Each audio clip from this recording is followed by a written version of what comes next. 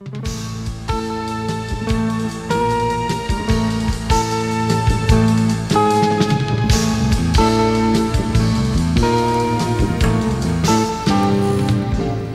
decíamos al comienzo del programa que íbamos a conversar con Abel Prieto. Él es diputado de la Asamblea Cubana, fue ministro de Cultura durante 15 años, 1997 hasta 2002, fue invitado a la Argentina especialmente por el Centro de Estudios Marxistas del Partido Comunista para brindar algunas conferencias a raíz del natalicio o lo que sería el cumpleaños 85 de Ernesto Che Guevara. Es una visita privada, no es una visita oficial, pero con Abel siempre se puede debatir, obviamente, o discutir lo que está pasando en Cuba.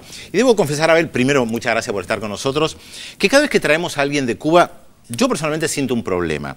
Porque, por un lado, a veces siento que le pedimos a Cuba que sea el paraíso. Entonces, presionamos a cada funcionario que viene y le entramos al detalle. ¿Por qué no hay leche? ¿Por qué no hay esto? ¿Por qué no hay lo otro? Claro, damos por supuesto que tienen salud, tienen educación, siendo que en varios países de América Latina todavía esto no está resuelto. Y cuando viene un funcionario, no sé, de Colombia o de la República Dominicana, no lo acosamos como acosamos a los funcionarios cubanos. Estamos habituados. Claro, por eso. Y por el otro lado, hay tantos temas para conversar que seguramente algunos de los televidentes estarán diciendo, bueno, hay que preguntarle sobre Joanny Sánchez, también la bloguera, un tema que tal vez a un funcionario de otro país no le preguntaríamos. Entonces, yo arrancaría por la cultura, porque al fin y al cabo, más allá de tu cercanía a Raúl Castro o a Fidel Castro en estos años, fuiste durante 15 años ministro de algo que es fundamental para Cuba y que además Cuba trató de exportar su cultura, sus premios. Si yo te pregunto, ¿cuál es el balance de los años de la revolución desde el punto de vista cultural? ¿Qué logró la revolución, no solamente hacia adentro, sino hacia afuera? O sea, ¿qué legado o qué llegó a América Latina de Cuba desde el punto de vista cultural? Bueno, yo te diría, Pedro, las dos primeras instituciones culturales que crea la revolución, Raúl, Pedro, fue la Casa de las Américas y el ICAI, el Instituto de Cine. Es decir, y esas dos instituciones llegaron a tener un importante liderazgo en América Latina, a pesar que ustedes recuerdan que todos los países de nuestra América, como decía Martí, con excepción de México, rompieron relaciones con Cuba. La OEA nos expulsó, éramos la oveja negra de la región. Por eso esto de tener la CELAC hoy, de que Cuba ocupe la presidencia pro tempore de una organización donde los yanquis no están invitados, es algo importante. La Casa de las Américas logró realmente, yo decía el otro día en uno de los encuentros que tuvimos, que Darcy Ribeiro, el gran antropólogo brasileño, dirigió el Memorial de América Latina muchos años, fallecido ya, dijo, Brasil se reconoció latinoamericano gracias a la Casa de las Américas. Yo les decía, no hay un mejor elogio para hablar de la labor de la Casa de las Américas que ese elogio que hace un brasileño. Se reconoció latinoamericano gracias a la Casa de las Américas. Y cuando tú ves el catálogo, Pedro, de la Casa de las Américas, más de 900 títulos de autores latinoamericanos y carabeños, ves un premio que no solo es en castellano, es un premio que convoca concursos en portugués, en creol, en inglés para el Caribe anglófono. Tú te das cuenta que ahí ha habido como una anticipación en términos culturales de la América esa unida, de esa América Latina unida con la que soñamos todos hoy, creo, por lo menos las personas, digamos, que en este continente piensan en términos de futuro. Qué importante sería unirnos para enfrentar el mundo de hoy, enfrentarlo unidos. Fidel siempre decía, si se creó la Unión Europea con países que tuvieron la guerra de los 100 años, la guerra de los 30 años, países culturalmente muy diversos, distintas lenguas, con odios ancestrales tremendos, ¿qué podría ser nuestra América si efectivamente se une? El ICAI, te decía Pedro, también tuvo una fuerte vocación internacional, es decir, tuvo su misión de crear un cine nacional, crear un público para el cine nacional y al propio tiempo trabajó mucho hacia nuestros países, hacia el cine de nuestros países. Se habla de un nuevo cine latinoamericano, se creó el Festival del Nuevo Cine Latinoamericano, se creó una escuela internacional de cine en San Antonio de los Baños, un sueño de Gabo, de Fidel, su primer director Fernando Birri, alguien extraordinario que ustedes tienen que querer mucho, recordar mucho como lo recordamos nosotros. Yo te diría que sí, efectivamente, Cuba tuvo en un momento determinado en términos culturales una influencia en nuestro continente, la nueva trova, la relación que hay, qué sé yo, entre Silvio, Pablo, los fundadores de la nueva trova, y León Gieco, y Víctor Heredia, y los Fito Páez, los cantautores argentinos, los de Paraguay, Ricardo Flecha.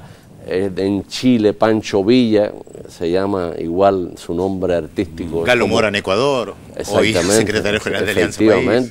También hay uno observa un cruce, nombrabas la OEA, uno podría hablar de Mercosur y tantos organismos internacionales formados de los 90 para atrás, en los cuales organismos que han hecho muy poco por integrar nuestras culturas, ¿no? Yo tuve oportunidad de estar con Emir Sader hace poquito y él me decía que a él no terminaba de llamar la atención de la forma que, por ejemplo, que los argentinos ven a Brasil. Dice, no tiene nada que ver con lo que es Brasil, dice, culturalmente lo ven como una maravilla. Dice, la derecha lo reivindica como el lugar, como ejemplo, cuando en realidad Brasil es otra cosa. ¿Cómo ves este momento, esta nueva forma de organizarse que está dando Latinoamérica? Nombraba la CELAC, UNASUR, el ALBA. ¿Qué es lo que se está haciendo en función de integrar nuestras culturas, más allá de algunas expresiones como las que señalabas en el cine, la música, pero la integración cultural desde lo social, desde lo popular? Pareciera que todavía falta mucho por hacer. ¿Se están haciendo cosas en ese sentido? ¿Cómo observás este momento y este cambio político, si en lo cultural también se está dando? Yo creo que es vital trabajar en lo cultural y avanzar en lo cultural. Es decir, la integración no va a ser integración real hasta que no sea una integración cultural. Las alianzas políticas, los tratados comerciales pueden ser efímeros, pero cuando uno logra realmente integrarse culturalmente, allí hay algo, digamos, irreversible, diríamos. El ALBA creó una rama cultural, la firmaron Fidel y Chávez en una feria del libro en La Habana, en el año, creo que fue el 2006, ahora no me acuerdo bien, pero fue el 2006.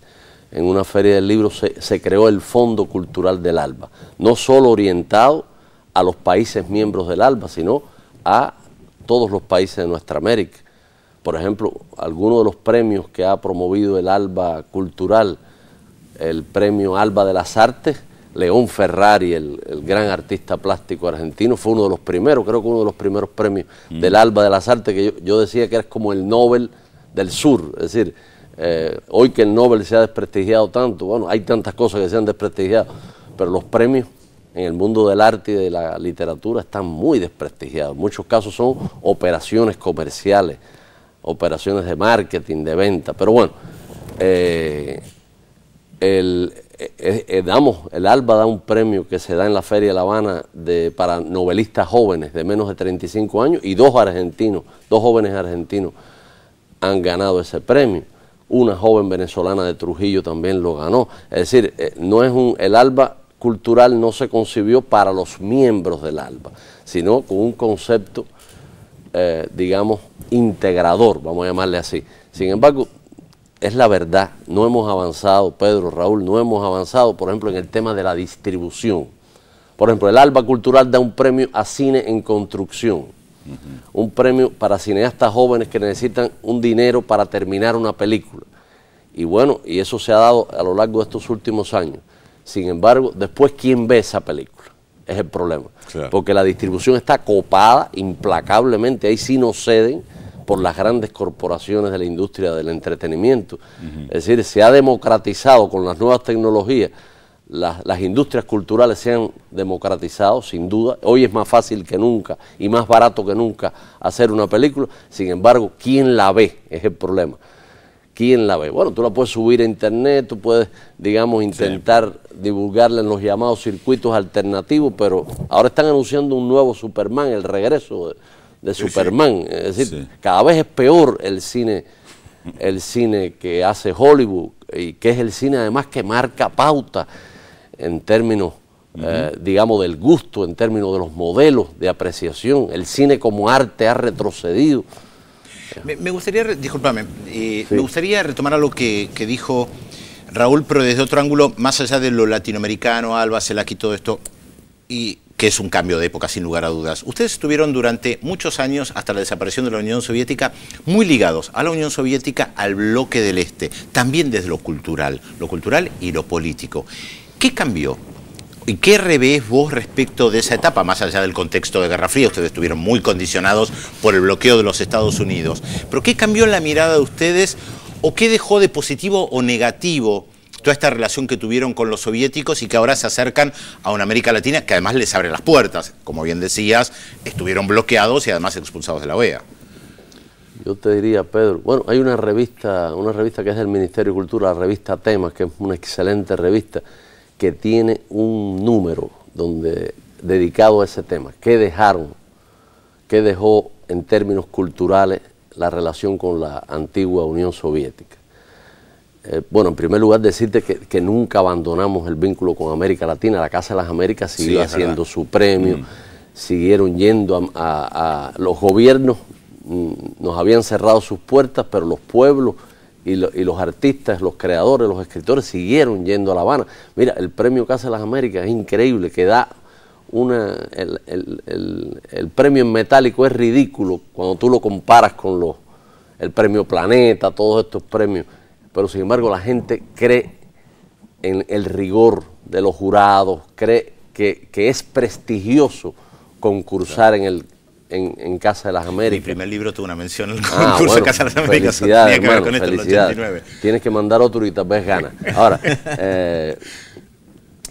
nunca nos separamos de nuestra familia espiritual, de nuestra familia cultural, que es esta región, aunque quisieron los yanquis que nos separaran. Y en términos culturales yo te diría, Pedro, Raúl, les diría a ustedes que no hubo una verdadera contaminación. Mira, había un problema, que el Che lo dice en El socialismo y el hombre en Cuba. Los soviéticos y en general los países del llamado socialismo real en Europa cometieron unos errores básicos en términos de política cultural. Errores verdaderamente gravísimos. Yo creo que entre los problemas que motivaron la caída ingloriosa de aquel modelo estuvieron esos errores de política cultural, errores de carácter cultural.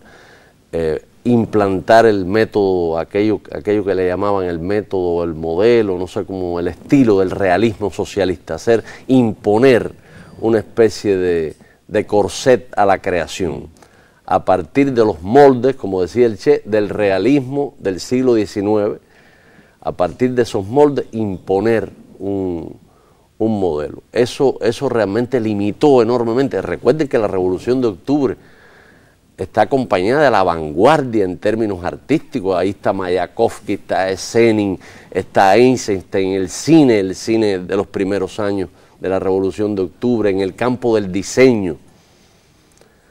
Yo recuerdo, yo escribí un ensayito a partir de que cuando en la Unión Soviética se hacen las Olimpiadas del 80, la mascota de las Olimpiadas es el osito Misha, pero no es el osito Misha como lo hubieran dibujado los vanguardistas de la Revolución de Octubre. Es decir, si no es un osito, no, peor que eso, Pedro, es un osito que parece de Walt Disney. Tiene los ojitos de Bambi, tiene esa ternura quiche de los ojitos de Bambi, con las pestañitas, eso es absoluto, con una pancita, con los anillos olímpicos. Es decir, lo patético de buscar un signo de modernidad en Disneylandia, cuando ellos tuvieron un momento espléndido que lamentablemente se cortó después de la muerte de Lenin y a partir de los errores que cometieron bajo el estalinismo y que después continuaron. Ellos tenían un cine maravilloso que además lo exhibían muy poco dentro de las propias salas. Tarkovsky, los Mijalkov, eran grandes directores, grandes películas, y sin embargo tenían poca difusión. Es decir, ¿cómo tú vas a estar generando un arte de vanguardia y tenerle miedo a ese arte de vanguardia? ¿Y en lo político, discúlpame? En lo político, no, sí copiamos, sí, en lo político, en lo económico, sí. Partido único. Sí. Bueno, el partido único no lo copiamos, eso tiene otra historia que si quieres te la comento ahora. el modelo de la estructuración institucional, hubo mucho lo que Fidel le llamó copismo. Fidel en el año 85-86 inició lo que él llamó el proceso de rectificación de errores. La Revolución Cubana tiene una característica, Raúl, Pedro, ustedes seguramente la conocen, que es su capacidad de autorrenovarse. Yo creo que esa capacidad de aprender de nuestros errores y de enfrentar el presente y el futuro con una mirada nueva, sin abandonar los principios, es una característica que yo creo que nos ha traído hasta aquí. Sí. Y Fidel en un momento determinado atacó duramente el copismo de aquel modelo soviético que implantamos, y efectivamente hubo ese tipo de error. Ahora, el tema del partido único que tú mencionas, que yo creo que es importante que no se me quede, Pedro. El partido único nace, primero tiene una tradición en Cuba que viene de José Martí, de finales del siglo XIX, el gran héroe nacional cubano, además uno de los más grandes poetas de su época, un hombre absolutamente un iluminado. Martí creó el Partido Revolucionario Cubano buscando la unidad de todas las fuerzas revolucionarias, no solo para ganar la guerra contra España, guerra que fue interrumpida oportunistamente por los yanquis, con, bueno, las Torres Gemelas de la época fue un barco que explotó el Maine, que explotó en la bahía de La Habana, y después se supo que había sido una autoagresión. Pero bueno, ya en el 59 hay tres fuerzas revolucionarias. Primero, los partidos burgueses se autodisolvieron y sus cabecillas huyeron detrás de Batista rápidamente hacia el norte. Esa es la verdad. Y los partidos revolucionarios, las tres fuerzas principales, eran el antiguo Partido Comunista, que se llamaba Partido Socialista Popular, el Movimiento 26 de Julio, digamos que era la fuerza revolucionaria principal, y el Directorio Estudiantil Revolucionario, vinculado a la Federación, la FEU, vinculado a los líderes universitarios. Eso eran tres fuerzas diferentes. Primero se creó una especie de organización de las ORI, Organizaciones Revolucionarias Integradas, una especie de frente de partidos, que ahí hubo el primer fenómeno de sectarismo que hubo en Cuba, digamos, una especie de golpe de Estado estaliniano que pretendió dar a Aníbal Escalante, que fue criticado duramente a partir de poner en puestos claves solo a los miembros del antiguo Partido Socialista Popular, ¿entiendes? Ahí hubo una especie de conspiración, de tendencia hacia crear una fracción dentro de esas organizaciones revolucionarias integradas. Y ahí Fidel, con su enorme prestigio y con su capacidad de persuasión, de convicción, crea, a partir de ese frente, se construye el Partido Unido de la Revolución Socialista. Todo esto no tiene nada que ver, Pedro, Raúl, con los modelos de Europa del Este. Bueno, después coincidió. En Europa del Este había países, la RDA tenía varios partidos. Tenía el Partido Comunista de la RDA, tenía un partido campesino, tenía un partido no sé qué. Es decir, había ese tipo de... Eran realmente una ficción, pero bueno, existían. Y dentro de esa capacidad que señalabas que tiene la Revolución Cubana de corregirse a sí misma, ¿cómo describirías, cómo explicarías las correcciones y las reformas que están planteadas en este momento? Porque desde nuestros medios esto generalmente se traduce como un corrimiento hacia el capitalismo de Raúl. Digamos, es bueno tenerte acá para poder explicar cuál es el sentido de los cambios que se están haciendo, las reformas que está encarando hoy Cuba.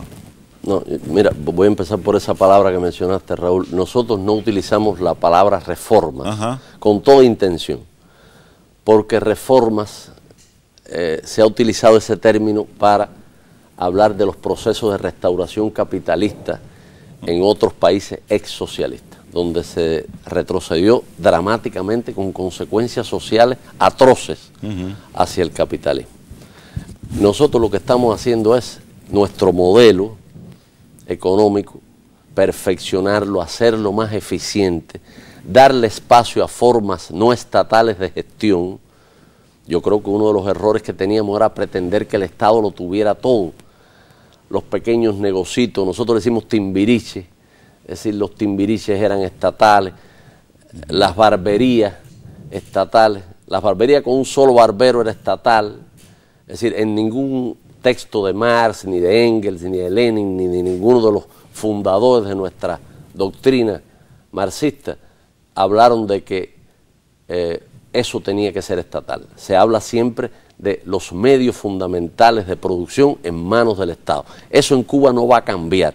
¿Qué estamos haciendo, por ejemplo? Estamos arrendando tierras, no a las corporaciones internacionales, estamos arrendando tierras a familias que las quieran poner a producir, a cooperativas que las quieran hacer producir, pero conserva el pueblo, conserva la propiedad del pueblo sobre esa tierra, se mantiene. Tienen que producirla, además está, yo diría que entre los primeros de los lineamientos que se aprobó, está que nuestro modelo excluye la concentración de propiedad, la concentración de bienes en manos de entidades, personas naturales y de entidades no estatales. Es decir, no va a volver el latifundio en Cuba, no va a haber aquellos llamados casatenientes que tenían edificios para alquilar. Eso está, digamos, absolutamente establecido como un principio. ¿Y qué pasa con la producción en esos casos? Y déjame acabar la idea un momentico, sí, sí. Raúl, Pedro. Y la empresa estatal socialista, es, digamos, el instrumento fundamental de las transformaciones. Va a tener mucho más autonomía, se le va a exigir una mayor eficacia, se le va a exigir una mayor productividad, pero, digamos, la célula esencial de la posibilidad nuestra, que yo estoy seguro que vamos a salir de la crisis, aún en medio de toda esta acoso de los Estados Unidos, el bloqueo de las presiones, nosotros vamos a salir de la crisis. El tema de la productividad tiene que ver, en primer lugar, con lo que puedan hacer estas empresas estatales que sí van a ser transformadas, van a tener más libertad de acción, van a estar menos maniatadas. Nosotros hemos tenido un exceso de centralismo que ha maniatado a veces las fuerzas productivas. Eso aspiramos a que esas fuerzas productivas crezcan a través de la empresa estatal y también a través de las cooperativas, que no van a ser solo para la agricultura. Ya se están arrendando locales para cooperativas de servicio. Que sé yo, una pizzería estatal que hoy está vacía, el administrador quizás se lleva del almacén el queso para las pizzas y todo eso está metido en una maraña absurda. Se la podemos arrendar a una cooperativa. Nosotros no estamos privatizando. Y la salud, las conquistas básicas que tú mencionabas, Pedro, hace un rato, salud, educación, democratización del acceso a la cultura, eso todo se mantiene intacto. Nosotros tenemos el libro subsidiado. Si nosotros le ponemos a los libros de nuestra feria el libro, nosotros publicamos 2.000 títulos al año, casi 5 millones de ejemplares, pero esos libros están a precios bajos.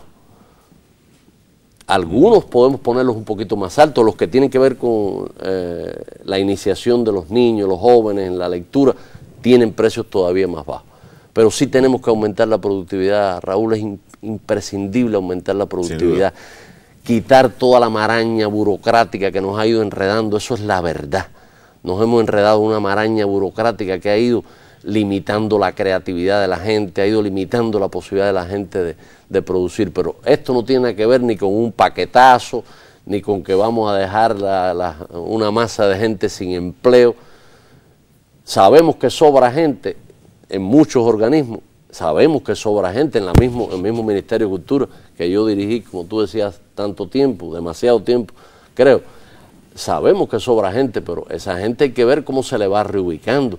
El principio de que nadie va a quedar desamparado, el principio de que una familia, un jubilado, que el Estado va a asumir esa responsabilidad. Ahora, cuando vos decís hoy en día el tema del libro que se distribuye, yo creo que hay nuevas tecnologías que están entrando lentamente en Cuba, que también están entrando, que aparecen, no digo como soluciones mágicas, pero como un reclamo. No tenés internet, está fuera del mundo, está fuera del ámbito educativo. De hecho, acá se han distribuido muchas computadoras personales en los colegios secundarios. ¿Cómo está el tema de internet en Cuba? Bueno, en Cuba, no sé si tienes el dato, en todas las escuelas del país, nosotros tenemos el 99,9% de la población infantil de la población en edad escolar tiene su escuela. Y en todas las escuelas, incluso las que están en las montañas, sí, las escuelas más remotas, hay su salón de computación. Y la computación es una asignatura obligatoria hoy para un niño cubano, para un adolescente. Es decir, eso es lo primero. Lo segundo, Pedro, tenemos cineclub de computación. Creo que hay más de 500 cineclub a lo largo de todo el país, donde a adultos, a personas interesadas, a jóvenes que no están estudiando en ese momento, que ya se graduaron, tienen clases de computación, tienen acceso a intranet y tienen acceso a algunos servicios de internet. Ahora se abrieron unas salas, más de 100, 110 o 118 salas, donde tú puedes ir y pagar por utilizar servicios plenos de internet.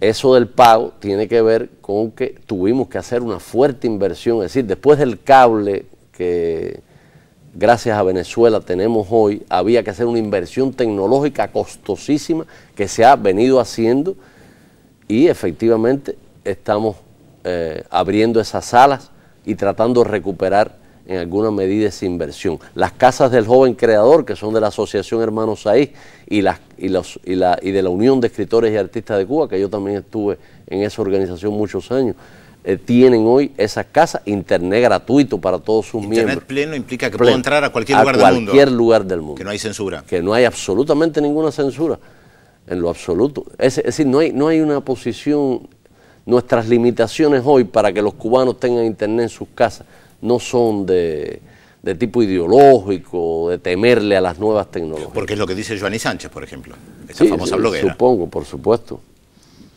Pero es curioso, te oí hablar de Assange hace un rato. Cuando a esta señorita le preguntaron por Assange, dijo que había que extraditarlo para que fuera juzgado. Qué curioso, alguien que representa supuestamente los derechos a la información, los derechos, un bloguero solitario, aplastado, acosado por un régimen totalitario, de pronto a Julian Assange, que debía ser una especie de modelo de esos guerrilleros supuestos de la libertad de información, de pronto se pone del lado del imperio. En eso ellos no se equivocan.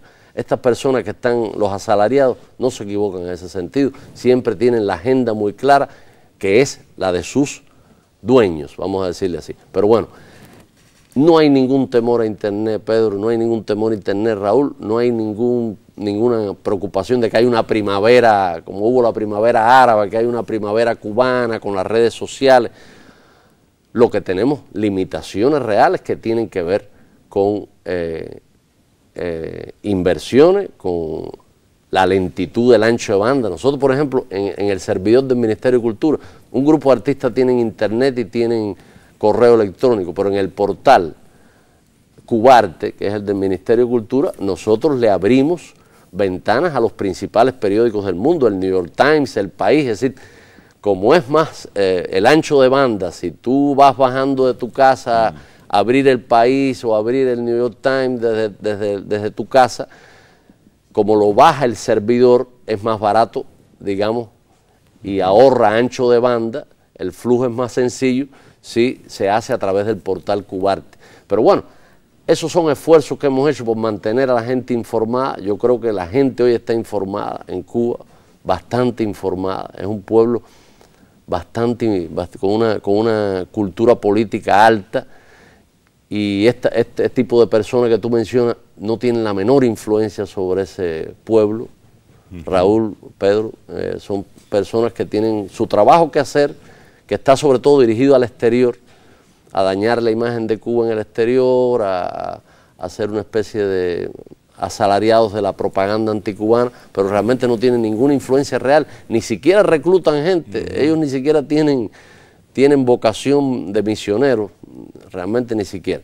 ¿Qué reclama el pueblo cubano que a vos, Abel Prieto, te preocupe? No, yo creo que el pueblo cubano, por cierto, un dato, Raúl, Pedro, los lineamientos antes de llevarlos al Congreso del Partido lo discutimos en todas las cuadras. Sí. Es decir, el pueblo cubano participó ampliamente y con mucho interés en la discusión de los lineamientos y aportó cosas aportó propuestas, aportó opiniones que fueron vitales y fueron tenidas en cuenta y se modificaron los lineamientos a partir de las opiniones de la gente. Yo te diría que hoy el pueblo cubano en su abrumadora mayoría lo que quiere es un socialismo más eficiente.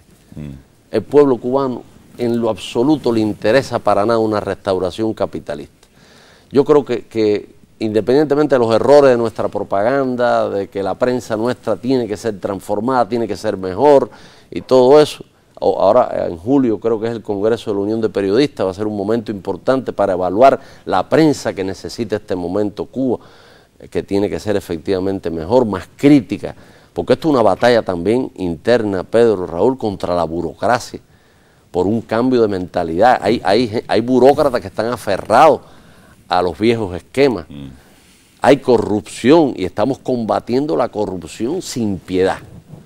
Dijo Raúl, dentro de la ley vamos a ser implacables. Y Fidel dijo en la universidad, no sé si ustedes lo recuerdan, hace algunos años, dijo, los americanos no van a poder destruir la revolución, pero la podríamos destruir nosotros mismos si no frenamos la corrupción. Estamos dando esa gran batalla. La prensa nuestra tiene que ayudar. Lo está haciendo en alguna medida. El Granma ha abierto una sección de intercambio de cartas de lectores donde se debaten cosas importantes, temas muy sensibles para la población.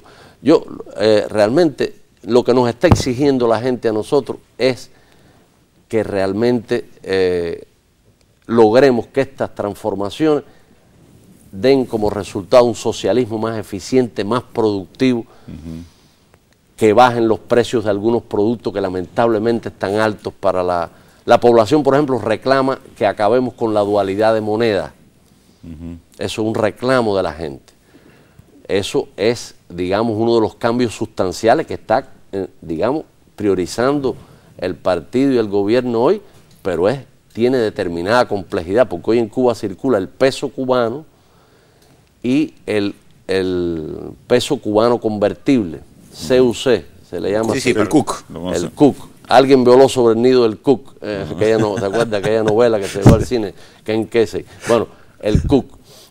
Hay un circuito de tiendas donde se compran CUC. Sí. Y hay un circuito, bueno, los productos de la libreta, por supuesto, son en pesos cubanos y a precios simbólicos, pero bueno, hay un mercado no normado en pesos cubanos. La gente quiere que efectivamente eliminar esa dualidad monetaria. Ahora, yo te iba a terminar la frase, interrúmpeme.